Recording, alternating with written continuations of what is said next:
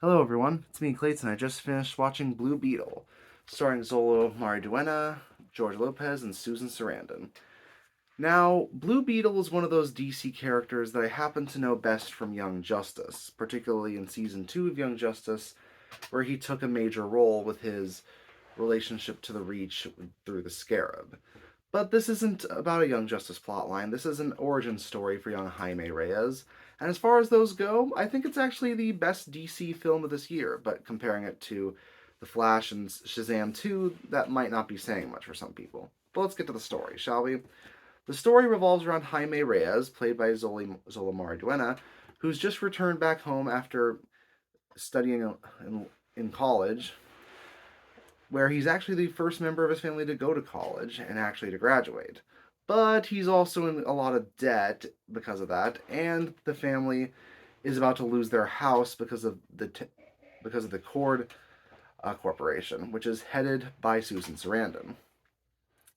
She's working with a mysterious alien scarab who Jaime manages to end up with his hands on once he helps out a young girl who happens to be related to Miss Cord.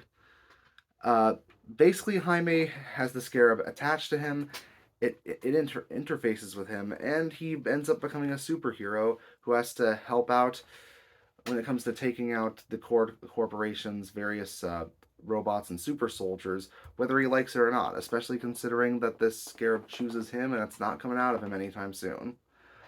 So, the Blue Beetle movie definitely does have some similarities to Iron Man when it comes to the Blue Beetle design and its power set, though instead of being controlled by an AI designed by the protagonist, it's controlled by an AI entity, or at least an entity that feels like an AI, that's voiced by Becky G. So that's kind of fun. Especially considering that, unlike Iron Man, this movie happens to have a huge emphasis on family, especially because most of the comic relief and most of the heartwarming moments of the film do depend on Jaime's relationship with his family, his uncle, his father, his mom, his nana, and his sister. Honestly, that's where the film shines the most. The family is very funny and often very heartwarming. George Lopez gets tons of laughs here, but I think most of the other family members do a great job in their roles too, especially one point midway through the film that should deliver some heart wrenching moments for those who get attached to these actors. As far as Susan Sarandon goes, she's okay as the main villain. I don't think she's anything great, but she's nothing terrible either. Especially considering she doesn't really get into the fighting at all. It doesn't make sense for her. Instead, she has her heavy handling that, and her heavy named Ignacio is actually a pretty effective antagonist with a sympathetic backstory, especially considering he does bring some physicality to the fight scenes that really works well with Mariduena's stunt work and when it comes to the effects of the film.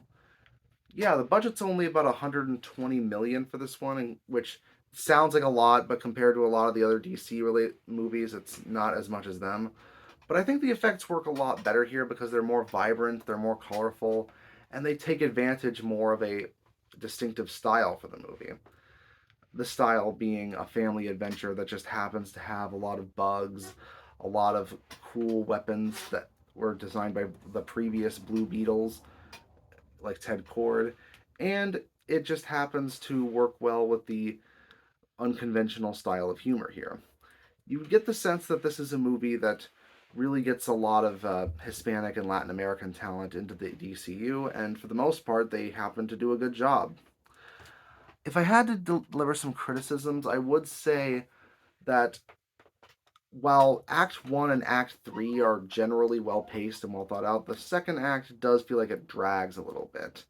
And some of the humor related to the film that outside of the family doesn't always hit bullseye. It's not a perfect movie by any means, but I do think it's a good time at the theaters, and if you're a fan of Jaime Reyes or Blue Beetle in general, you'll probably get a kick out of it. That's why I'm going to give it an 8 out of 10. See you next time.